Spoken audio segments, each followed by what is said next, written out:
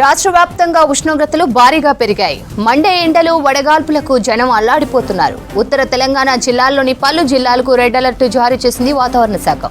ఆదిలాబాద్, కుమ్రంభీం, ఆసిఫాబాద్, నిర్మల్, మంచిర్యాల జిల్లాలకు red alert జారీ చేసింది. 4 జిల్లాల్లో 40 నుంచి 45 డిగ్రీల వరకు టెంపరేచర్లు నమోదవుతున్నాయి. బగ్గుమంటున్న ఎండలతో వృద్ధులు, చిన్నపిల్లలు తగిన జాగ్రత్తలు తీసుకోవాలంటున్నారు వాతావరణ శాఖ అధికారులు. నేటి నుంచి రానున్న 3 రోజుల పాటు ఇదే రకమైన పరిస్థితి ఉంటుందంటున్న వాతావరణ శాఖ అధికారి ధర్మరాజ్తో కల్పన ఫేస్ టు ఫేస్.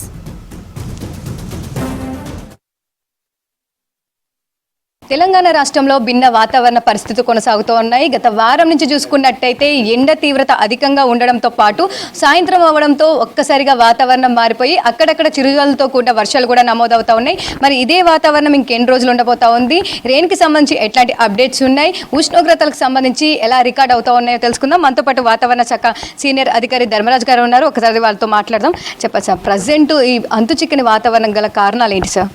ప్రస్తుతం కనుక చూసుకున్నట్లయితే నిన్నటి వరకు కొనసాగుతున్నటువంటి ద్రోణి అనేది ఈరోజు కూడా ఉత్తర అలాగే దక్షిణ నార్త్ ఛత్తీస్గఢ్ నుంచి గల్ఫ్ ఆఫ్ మన్నార్ వరకు కూడా ఇది కొనసాగుతుంది. దీనికి అనుసంధానంగా ఒక ఉపరితల చక్రవాక ఆవర్తనం అనేది ప్రస్తుతం కొనసాగుతుంది. ఇది చూసుకున్నట్లయితే ఈస్ట్ విదర్భ నుంచి తెలంగాణ అలాగే తమిళనాడు వరకు కూడా సముద్ర మట్టానికి 900 మీటర్ల ఎత్తులో కొనసాగుతుంది. బట్ అయినప్పటికీ కూడా రానున్న 4 రోజులు కూడా తెలంగాణలో పొడిబారినటువంటి వాతావరణం అనేది ఉండే అవకాశం అయితే కనిపిస్తుంది.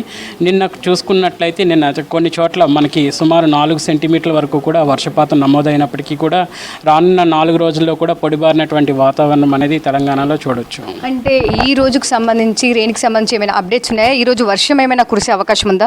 ప్రస్తుతం కనుక చూసుకున్నట్లయితే తెలంగాణ రాష్ట్రం అంతా కూడా పొడిబారినటువంటి వాతావరణంతో నిండుకొని ఉంది. రానున్న 4 రోజులు కూడా పొడిబారినటువంటి వాతావరణం అనేది చూడొచ్చు. ఓకే సార్, ప్రజెంట్ చూసుకున్నట్టయితే కూడా ఎండలు దంచి కొడుతున్నాయని చెప్పుకోవచ్చు. బాణుడు బగ్గుమంటా ఉన్నాడు. బయటికి వెళ్ళాలంటే కూడా 1-2 సార్లు ఆలోచించాల్సిన సిచ్యువేషన్స్ వచ్చాయి. సో ప్రజెంట్ ఉష్ణోగ్రతలకు సంబంధించి ఏ విధంగా నమోదవుతా ఉన్నాయి? నిన్న ఎన్ని డిగ్రీల వరకు ఉష్ణోగ్రతలు నమోదయ్యాయి? నిన్న చూసుకున్నట్లయితే ఉమ్మడి ఆదిలాబాద్ జిల్లాలో కనుక చూసుకున్నట్లయితే ఆదిలాబాద్లోనే మనకి సుమారు 44 డిగ్రీలు అనేది నమోదైంది. అలాగే మెదక్లో కూడా 43, నిజామాబాద్లో కూడా సుమారు 43 డిగ్రీల వరకు కూడా నమోదవడం జరిగింది. ఇంకా రాష్ట్రం అంతటా కూడా చూసుకున్నట్లయితే సుమారు 39 డిగ్రీల వరకు కూడా అన్ని చోట్ల గణనీయంగా పెరిగిందని చెప్పుకోవచ్చు. ఈవెన్ సిటీలో కూడా మనకి 38.8 డిగ్రీల వరకు కూడా ఉష్ణ తీవ్రత అనేది నమోదైంది. సో రానున్న 4 రోజులు కూడా క్రమేపీ యొక్క ఉష్ణ తీవ్రత పెరిగే అవకాశాలు కూడా స్పష్టంగా కనిపిస్తుంది. ఓకే సార్, ముఖ్యంగా చూసుకున్నట్టయితే ఈ రానున్న రోజులు ఏ విధంగా ఉండే అవకాశం ఉంది, దాంతోపాటు ఎలాంటి కలర్ వార్నింగ్స్ ఇవ్వడం జరిగింది ఉష్ణోగ్రతలకు సంబంధించి? ముఖ్యంగా చూసుకున్నట్లయితే రానున్న 4 రోజులు కూడా చూసుకున్నట్లయితే ముఖ్యంగా ఉత్తర తెలంగాణ జిల్లాలకు మాత్రం ఈ యొక్క రెడ్ కలర్స్తో యొక్క సూచనలు అనేవి జారీ చేయడం జరిగింది. అలాగే చూసుకున్నట్లయితే ఉమ్మడి ఆదిలాబాద్ జిల్లాలో ముఖ్యంగా ఆదిలాబాద్, కొమరంభీం, నిర్మల్ అలాగే మంచిర్యాల జిల్లాలు 4 జిల్లాలకు కూడా రానున్న 4 రోజులు కూడా ఈ యొక్క రెడ్ కలర్ అనేది జారీ చేయడం జరిగింది. అలాగే చూసుకున్నట్లయితే ఉమ్మడి నిజామాబాద్ అలాగే చూసుకున్నట్లయితే ఇక ఉమ్మడి కరీంనగర్ ఈ యొక్క జిల్లాలకు మాత్రం మనకి ఆరెంజ్ కలర్ అనేది జారీ చేయడం జరిగింది. ఇంకా మిగిలిన జిల్లాలకు మాత్రం ఎల్లో కలర్ వార్నింగ్స్ అనేవి జారీ చేయడం జరిగింది. బట్ ఎండ తీవ్రత అనేది క్రమేపీ రానున్న 4 రోజుల్లో పెరిగే అవకాశాలు కూడా స్పష్టంగా కనిపిస్తున్నాయి. ఓకే సార్, ఈ రెడ్ కలర్ వార్నింగ్ కావచ్చు, ఆరెంజ్ కలర్ వార్నింగ్ కావచ్చు, ఆ జిల్లాలో ఎన్ని డిగ్రీల వరకు ఉష్ణోగ్రతలు నమోదయ్యే అవకాశం ఉంది? ఇటు వడగాల్పులకు సంబంధించి ఎట్లాంటి అలర్ట్స్ ఉన్నాయి? ఎందుకంటే ఇప్పటికే చాలా వరకు వడదెబ్బ తగిలి చనిపోతున్న సిచ్యువేషన్స్, మరణాలు కూడా చూస్తూ ఉన్నాము. చూసుకున్నట్లయితే ఎప్పుడైతే మనం ఎల్లో అలర్ట్ అనేది జారీ చేస్తామో ఈ యొక్క ఎల్లో కలర్ అనేది సుమారు 36 నుంచి 40 డిగ్రీల వరకు కూడా ఎండ తీవ్రత నమోదైనప్పుడు మాత్రం ఈ యొక్క ఎల్లో కలర్ అనేది జారీ చేయడం జరుగుతుంది. అలాగే ఆరెంజ్ కలర్ కూడా 41 నుంచి 44 డిగ్రీలు ఎక్కడైతే నమోదవుతుందో, ఏ డిస్ట్రిక్ట్స్లో మనకి ఏ జిల్లాల్లో నమోదవుతాయో ఆ జిల్లాలకు మాత్రం ఈ యొక్క ఆరెంజ్ అలర్ట్ కూడా జారీ చేయడం జరిగింది. ఇంకా రెడ్ కలర్ అనగానే మనకి సుమారు 45 డిగ్రీలు వరకు కూడా ఉండే ఉష్ణ తీవ్రతను సూచిస్తుంది. ముఖ్యంగా ఉత్తర తెలంగాణలో ఇప్పుడు ఎండ తీవ్రత కొనసాగుతుంది కాబట్టి ఉత్తర తెలంగాణకు మాత్రం రెడ్ కలర్ అనేది రానున్న 4 రోజులు జారీ చేయడం జరిగింది. ఓకే సార్, ఈ రానున్న 3-4 రోజుల పాటు కూడా వడగాల్పులకు సంబంధించి ఏమైనా అలర్ట్స్ ఇచ్చారా? అంటే ఈ రోజు వడగాల్పులకు సంబంధించి చెప్పారు. సో రానున్న 3-4 రోజులు కూడా వీచే అవకాశం ఉందా? రానున్న 3 రోజులు కూడా ఈ యొక్క వడగాల్పు ముఖ్యంగా ఉత్తర తెలంగాణలో హెచ్చరికలు కూడా జారీ చేయడం జరిగింది. ఈ హెచ్చరికలు అనేవి ఎల్లో కలర్ వార్నింగ్స్ ద్వారా ఇవ్వడం కూడా జరిగింది. ఓకే సార్, సో ఇప్పటికే రెడ్ కావచ్చు, ఆరెంజ్ కావచ్చు అలర్ట్స్ జారీ చేయడం జరిగింది. జరిగింది కదా. సో ఆ జిల్లాలకు సంబంధించి అక్కడ ఉన్న అధికారులకు కావచ్చు, రైతులకు కావచ్చు, అక్కడ ఉన్న ప్రజలకు కావచ్చు ఎట్లాంటి సూచనలు ఇస్తా ఉన్నారు?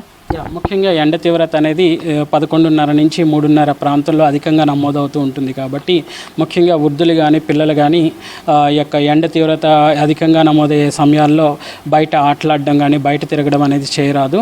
అలాగే ఈవెన్ బయటకు వెళ్ళినప్పుడు మాత్రం కూడా తగినంత నీరు అనేది తీసుకువెళ్ళడం, అలాగే తలను కప్పుకోవడం, ఎండ పడకుండా గొడుగు కానీ టోపీ కానీ పెట్టుకోవడం అనేది చేస్తుండాలి. ఇంకా చూసుకున్నట్లయితే వలస కార్మికులు కానీ రైతులు కానీ వ్యవసాయం చేసేవారు కానీ ఎప్పుడైతే ఈ యొక్క ఎండలో పనిచేస్తున్నారో క్రమం తప్పకుండా విరామం తీసుకోవటం, స్వల్ప విరామం సమయంలోనే శరీరానికి కావాల్సినటువంటి తగినంత నీరుని కూడా తీసుకోవాలి.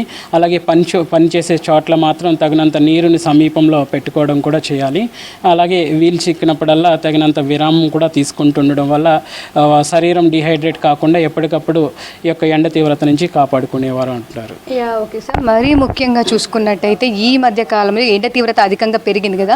సో ఇటు ఏ డిపార్ట్మెంట్తో ఇంటరాక్షన్ అవుతా ఉన్నారు, డిస్ట్రిక్ట్ సంబంధించి అక్కడున్న జిల్లాలతో ఏ అధికారులతో మీరు చెప్తా ఉన్నారు, సూచనలు కావచ్చు ఆలోచిస్తూ ఉన్నారు? ముఖ్యంగా చూసుకున్నట్లయితే విపత్తు శాఖకు కానీ ఆయా డిస్ట్రిక్ట్ యంత్రాంగానికి అంతటికీ కూడా ఈ యొక్క సూచనలు ఎప్పుడైతే ఎండ తీవ్రత అధికంగా ఉంటుందో డైలీ మేము ఇచ్చేటువంటి యొక్క వాతావరణ సూచనలు కానీ సమాచారం కానీ ఎప్పటికప్పుడు వారికి ఇచ్చే ఈమెయిల్స్ ద్వారా కానీ ఎప్పటికప్పుడు ఈ సమాచారం అంతా కూడా చేరవేయడం జరుగుతుంది. సో ఈ సమాచారాన్ని ఉపయోగించుకుని వారు తగినన్ని జాగ్రత్తలు అనేవి ఎప్పటికప్పుడు వారు తీసుకుంటారు. ఓకే సార్, ఇక మరీ ముఖ్యంగా చూసుకున్నట్టయితే అంటే ఇప్పుడే 44 డిగ్రీలు క్రాస్ అయింది. ఇక రాబోయే రోజుల్లో ఏ విధంగా ఉండే అవకాశం ఉంది, ఎన్ని డిగ్రీల వరకు కూడా మనం రీచ్ అయ్యే అవకాశం ఉంది? చూసుకున్నట్లయితే గత కొన్ని 3-4 రోజుల నుంచి కూడా చూసుకున్నట్లయితే గత 2 రోజులుగా ఈ యొక్క ఉత్తర తెలంగాణలోనే మనకి కంటిన్యూగా 43 నుంచి 44 డిగ్రీలు అనేది నమోదవుతుంది. అంటే ఎండ తీవ్రత అనేది గణనీయంగా పెరగదు కానీ అదే టెంపో మెయింటైన్ చేసే అవకాశం అయితే కనిపిస్తుంది. కంటిన్యూగా మనం ఇక్కడ ఆదిలాబాద్ జిల్లాలో కనుక చూసుకున్నట్లయితే గత 2 రోజులుగా కూడా మనకి 43 నుంచి 44 డిగ్రీల వరకు కూడా ఎండ తీవ్రత ఈ యొక్క మధ్య రేంజ్లోనే మనకి కొనసాగుతూ ఉంటుంది. రానున్న రోజుల్లో కూడా ఎండ తీవ్రత గల రోజులు అనేవి పెరిగే అవకాశాలు అయితే కనిపిస్తున్నాయి. ఎండ తీవ్రత గణనీయంగా పెరిగినప్పటికీ కూడా ఈ యొక్క నమోదవుతున్నటువంటి గణాంకాల్లోనే కొనసాగే అవకాశాలు కూడా స్పష్టంగా కనిపిస్తున్నాయి.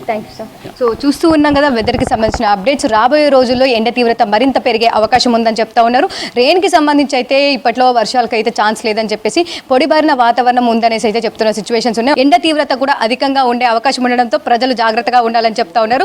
ముఖ్యంగా 11:30 నుంచి 3:30 గంటల మధ్యనైతే బయటికి రావద్దని చెప్పేసి వృద్ధులు కావచ్చు, చిన్నపిల్లలు కావచ్చు తగిన జాగ్రత్తలు తీసుకోవాలని చెప్పేసి సూచిస్తున్న సిచ్యువేషన్స్ ఉన్నాయి. ఇవి వెదర్కి సంబంధించిన అప్డేట్స్. కెమెరా పర్సన్ సిద్దిక్తో కల్పన, V6 న్యూస్, హైదరాబాద్.